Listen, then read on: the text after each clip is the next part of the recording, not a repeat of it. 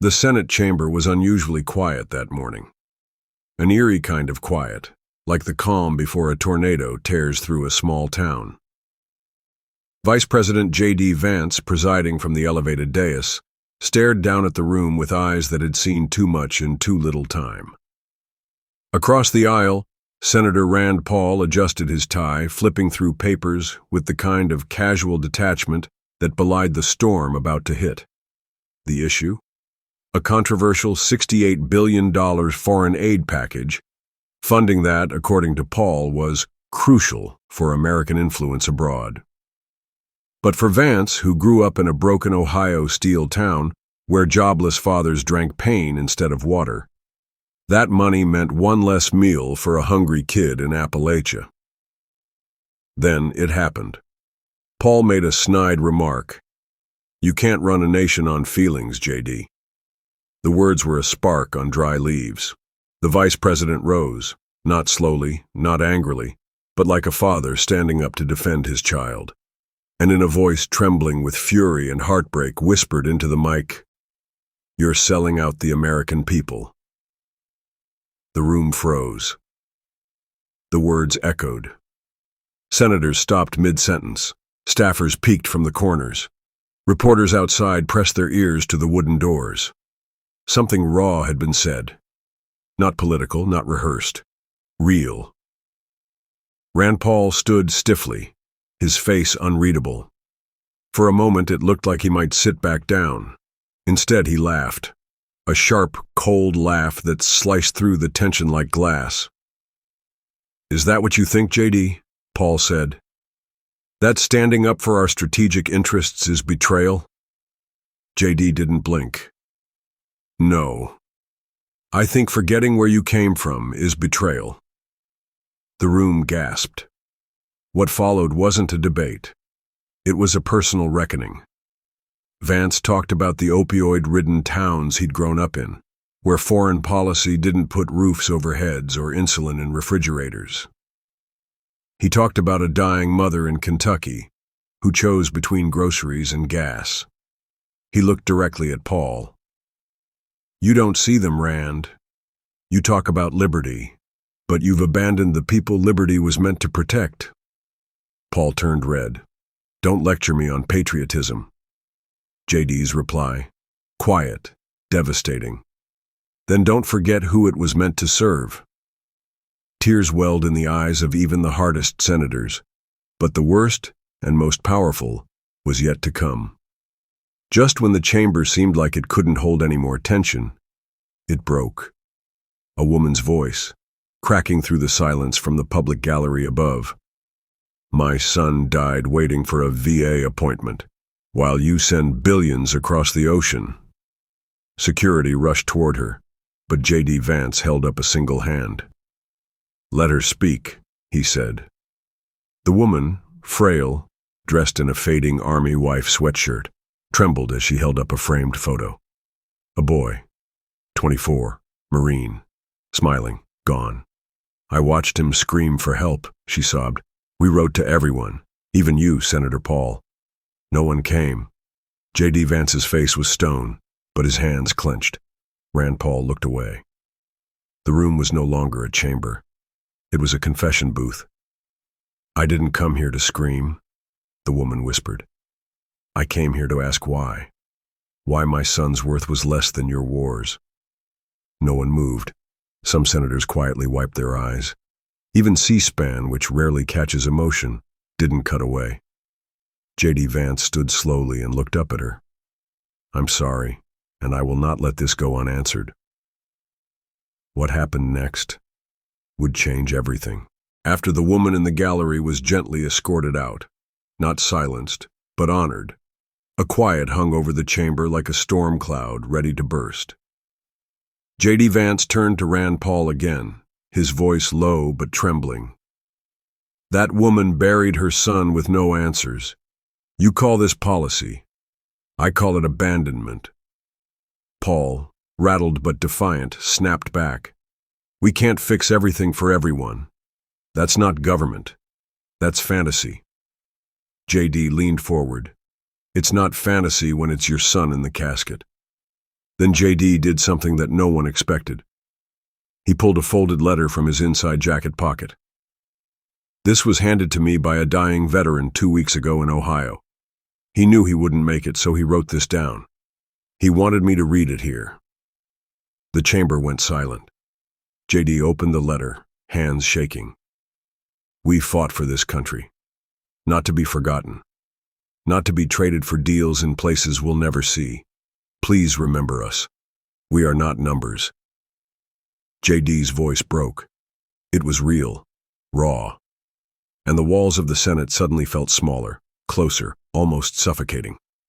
As the debate paused, aides scurried, reporters whispered, but JD remained still, visibly changed. Paul crossed his arms, glancing at his watch. But then, something unexpected happened. A small boy, maybe 12, rolled into the chamber hallway in a wheelchair. JD saw him through the open chamber door and walked toward him. The boy's name was Eli. He had brittle bone disease. His legs had broken more times than his mother could count. His father, a laid-off miner, had passed from untreated black lung. His family's VA claims had been stuck in paperwork for over 2 years. Eli held out a crumpled paper to JD. I wrote you something, he said softly. You're the only one I trust. JD knelt beside him, unfolding the shaky handwriting. It simply read, Please don't let them forget us. I'm still here. I want to live. JD looked up, tears in his eyes. You matter, Eli. More than they know. The cameras were still rolling. Millions watching live saw not a politician, but a man holding back tears for a boy who had no lobbyist, no spotlight, no money, just hope. And that's when JD walked back in, with fire in his chest, and Eli's note in his hand. The chamber doors swung open. JD Vance returned, changed, fueled, unshaken. He held Eli's note high and turned to Rand Paul. Read this. Paul hesitated, then smirked. We all have hard stories, JD. That doesn't mean we abandon principles. JD's voice rose, slow, clear, thundering. Principles without people aren't values. They're vanity. The room erupted in gasps. Senators leaned forward. Some whispered to aides. But JD wasn't done. We sit in this chamber, wearing suits that cost more than some Americans earn in months. And we argue over helping a war 6,000 miles away, while kids like Eli wait in broken wheelchairs for help that never comes. He slammed the note down on the podium. You say we can't afford it? I say we can't afford to keep burying the forgotten. Rand Paul tried to interject, but JD raised his hand, firm, shaking just slightly. No more excuses, no more numbers, just names, faces, mothers, sons. I dare you to walk through West Virginia tonight and say this money is better spent overseas. Silence. And then he walked out, no mic drop needed, but it felt like the world had stopped. That night, JD Vance didn't return to the White House. He drove straight to a small clinic in Pikeville, Kentucky, unannounced, no press. Inside was Carmen Lewis, a 37-year-old single mother of 3, whose husband, a coal miner, died waiting for an oxygen tank that never came. She didn't know the vice president would come. She was used to promises, not visits. He sat beside her quietly and asked what no politician ever had. What's the one thing you wish someone in Washington understood? Carmen blinked, then whispered, that the phone doesn't ring when your husband dies. No apology, no answers, just silence. JD didn't speak. He just held her hand. A camera caught it, not planned, not polished. And that image went viral, the vice president holding the hand of a woman America forgot. Rand Paul was on TV that same hour, laughing on a panel about drama politics. But America had seen the contrast. And JD? He drove back alone, holding a sticky note Carmen's daughter gave him. It read, Please don't forget us. He put it in his wallet, right beside Eli's letter. The Capitol buzzed with rumors. JD's confrontation was everywhere, TikTok, Twitter, even late-night TV. But behind closed doors, it was panic. Republican leaders pulled JD into a private office, cameras off, doors locked. "You need to walk it back," one senator warned. "You're dividing the party," another said. "Rand has donors. You have feelings," a third added. JD sat silently, then stood up slowly. "I didn't come to Washington to play dress-up in democracy," he said. Another voice, deeper, colder, came from the shadows of the room. Senator McConnell. "You're gambling everything on emotion." JD turned, calm but firm. "No, I'm gambling everything on truth." One aide whispered that a leak was coming, a classified document that, if exposed, could justify JD's outrage or ruin his career. JD didn't flinch. "If the truth costs me my job, so be it. But I won't stand by while people like Eli, Carmen, and millions more keep dying in silence." He walked out. The door slammed shut behind him. And inside, the men in suits stared at each other, rattled. Because for the first time in years, someone in power had nothing to lose. The next morning, headlines exploded. Leaked doc, billions in foreign aid, allocated while 43 VA hospitals face closure. The document was real. A 62-page classified memo outlining how budget cuts to U.S. veterans services were being redirected to overseas development deals. Many tied to private interests Rand Paul had quietly supported. The timing was too perfect, too damning. J.D. Vance didn't say a word. He didn't have to. News stations replayed his words. "You're selling out the American people." Now they sounded less like anger and more like prophecy. Rand Paul immediately went on defense, claiming he'd never seen the memo. But a screenshot surfaced. His initials were on the internal approval line. America was watching. And for the first time, the pain of the forgotten had a face, not in protest, but in power. In Ohio, Eli watched from his hospital bed and smiled. In Kentucky, Carmen wept. And JD? He stood on the Senate floor once more and said, "You wanted proof? Here it is. Now choose, protect your seat or protect your people." The chamber erupted in chaos, but this was only the beginning of the war. Days after the leaked document rocked the nation, J.D. Vance received an envelope at his private office. No return address, just 3 words handwritten on the back. "He believed in you." Inside was a letter, folded, stained with sweat, maybe blood. It was from Staff Sergeant Joshua Fields, a 27-year-old Marine who'd served 3 tours in Syria, now dead from injuries sustained in an underfunded VA hospital. The letter wasn't angry, it was heartbreakingly gentle. "If anyone reads this, tell J.D. Vance I don't blame him. I just hope my sacrifice would mean something back home." J.D. clutched the letter in both hands, tears quietly slipping down his face. He whispered, "You mattered." That afternoon, J.D. stood before the press, no notes, no teleprompter, and read Joshua's letter aloud. Not for politics, for the nation to feel what he felt. "If you're not crying after this," one CNN anchor said, "you're not listening." Meanwhile, Rand Paul was scheduled to speak at a luxury donor retreat in Aspen. He canceled. For the first time, he was afraid of the silence. The Senate chamber had become a pressure cooker. Reporters lined the halls. Protesters stood outside, waving flags and holding signs that read, "Don't fund war while we bury our wounded." "Listen to Vance. Joshua was my brother." Inside, J.D. Vance introduced a new amendment. Freeze all foreign aid increases until a full audit of veterans' care funding was complete. Rand Paul instantly objected. "Populist grandstanding," he sneered across the floor.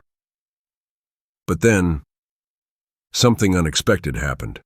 A quiet, trembling voice echoed in the chamber. "I second the motion," said Senator Lisa Jeffries. a centrist Democrat whose son had taken his own life waiting on delayed PTSD treatment. Silence. Another senator stood, then another. Suddenly, the political divide began to blur. For a moment, the chamber wasn't red or blue. It was human. Rand Paul tried to rally opposition, but the wave was too strong. In that hour, J.D. Vance wasn't just the vice president. He became a symbol of grief, of honesty, and of the fight people had begged someone to take up for years. And yet, deep inside, J.D. knew the biggest blow hadn't landed yet. That night, J.D.'s chief of staff knocked on his residence door. Her face was pale. She held a thumb drive. "You need to see this," she whispered. The footage was grainy but damning. A private fundraiser from months ago. Rand Paul laughing on stage in front of corporate executives. Veterans don't vote as a bloc, but contracts write checks. Laughter, applause. J.D. pushed back from the screen, visibly shaken, not at the political betrayal, but at the callousness, the ease with which real lives were reduced to blocks and votes. He stood up. "I want this released tomorrow morning," he said quietly. His aide looked hesitant. "It'll destroy him." J.D. looked back at her, voice low but clear. "No." He destroyed himself the moment he stopped feeling. Outside, rain began to fall. Thunder rumbled through the sky over Washington. Inside, J.D. stood alone, one hand resting on Joshua's letter, the other holding the note from Carmen's daughter. 2 lives, 1 choice, and tomorrow, America would witness everything. It hit the internet at 7:03 a.m. The leaked fundraiser footage of Rand Paul mocking veterans and bragging about defense contracts spread like wildfire. Within hours, every network was looping the clip. Veterans don't vote as a bloc, but contracts write checks. Social media exploded. Betrayed by Paul trended #1 in under 20 minutes. Even conservative commentators, longtime Rand allies, went quiet. But what happened next shocked everyone. At noon, J.D. Vance walked into the Senate chamber with no notes, no aides, no press crew. He stood before the same microphone Rand Paul had stood behind a week earlier and said softly, "This isn't about politics anymore. This is about our soul as a country." He paused, looked up at the silent chamber. "If standing up for our troops costs me my career, I'll walk away from Washington tomorrow with my head held high." You could hear a pin drop. Even Senator Paul didn't show up that day, because deep down, he knew J.D. Vance had just become something bigger than a politician. Later that night, J.D. returned to the vice presidential residence, drained. But a call was waiting. It was from someone he'd never expected, Joshua Fields' mother. Her voice was shaky but kind. "My son wrote to you, and you read it like he mattered." J.D. swallowed hard. "He did. He does." She was quiet for a moment. "I just wish he could have seen someone like you speak up before he gave up."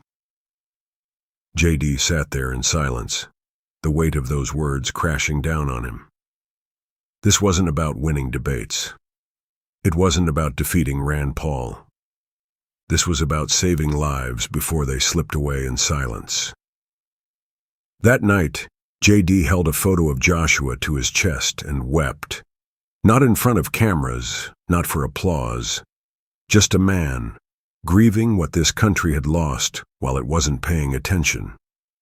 And across the street, in a small apartment in D.C., a 10-year-old boy who lost his father in Iraq watched the footage and whispered to his mom, "Mom, he's the only one who really cares." 2 days later, J.D. Vance held a town hall in Cincinnati. It was meant to be about policy. Instead, it became something much deeper. A boy stood up near the back. He couldn't have been older than 11. Small, quiet, holding a folded flag in both hands. J.D. stopped mid-sentence when he saw him. The boy spoke.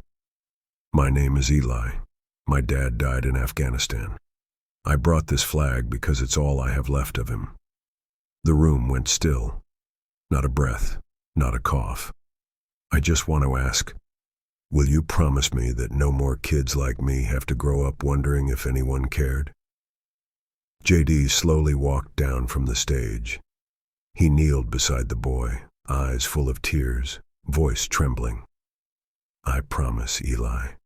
I swear to you, I won't stop fighting until this flag means something again. Eli reached out and hugged him. The room erupted, not in applause but in tears. Even the camera crew filming backstage were wiping their faces. And somewhere across America, millions watched that clip and felt something they hadn't felt in a long time. Hope. At 2 a.m., J.D. Vance sat alone in his office. The Capitol building was silent. He pulled a crumpled envelope from his drawer. It had arrived earlier that week, no return address. Just 5 shaky words on the front. You spoke for my dad. Inside was a note written in pencil, by hand, from the son of a homeless veteran who had taken his own life. No one ever said his name, but when you stood on that Senate floor and said our people deserve more than lip service, I knew you meant him. JD didn't move. He just held the letter to his chest and stared at the ceiling, tears running down his cheeks. No media, no staff, just a man and a truth so heavy it bent his soul.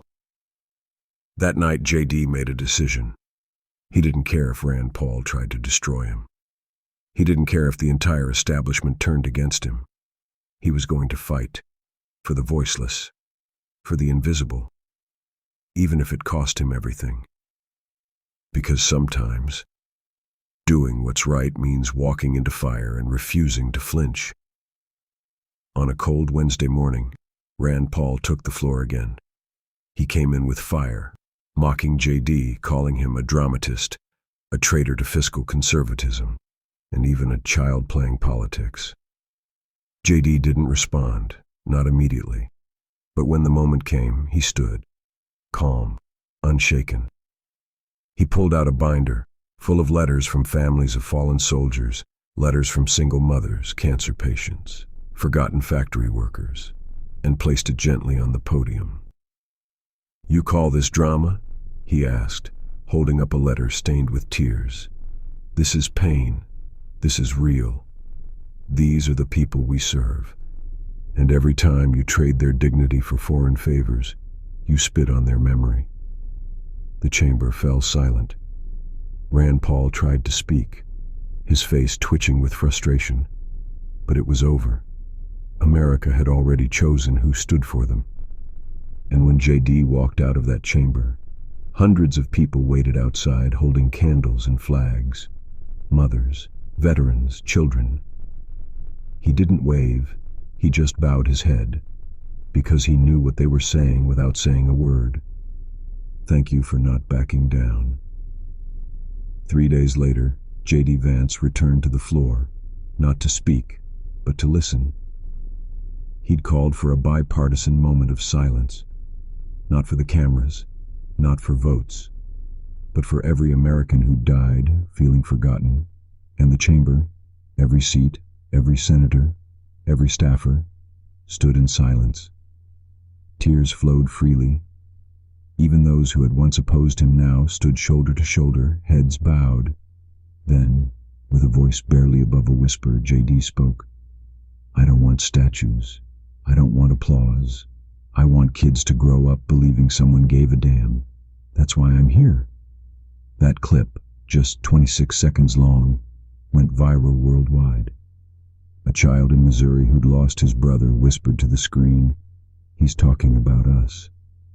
A homeless veteran in Detroit watched from a shelter and whispered, "That man saved me." And across the country, millions of hearts, black, brown, white, left, right, broken, hopeful, felt whole again just for a moment. J.D. Vance didn't just win the debate. He healed something. If you felt anything, a tear, a heartbeat, a memory, you must do this. Click that like button. Let the world know you're awake. Comment below. Tell us who you're thinking about right now. Say their name. They deserve to be remembered. Subscribe, because we are building a community of people who still care. Don't let this moment be just a video. Let it be a movement. This wasn't just politics. This was human. This was truth. And J.D. Vance just reminded America how to feel again.